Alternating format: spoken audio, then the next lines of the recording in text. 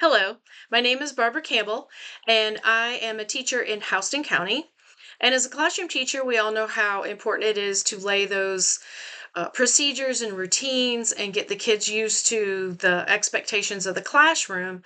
That's when you go over the rules and how to come in the classroom, how to exit the classroom, how to walk in the hallway. So, as a classroom teacher, I was pretty good at making sure that those routines and those procedures were put in place.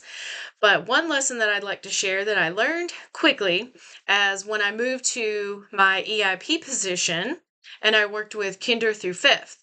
So I quickly learned that no matter what grade you work with, those kids also need to know what your expectations are. Just because they're in a classroom and they have a teacher that has laid the foundation for routines and procedures, you coming in or you pulling a small group to your classroom, those kids need to know how you're going to travel down that hallway, what your expectations are when those kids get in the room, how you're going to operate during a small group, what they're going to do independently, and so on.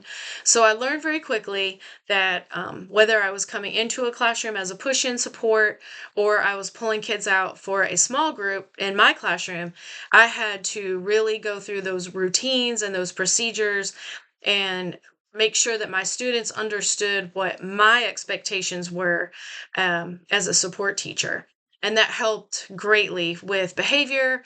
It helped to make those small groups and those transitions very, very smooth, whether I was in another classroom as support or whether I brought small groups back to my classroom for instruction. So that is my little lesson.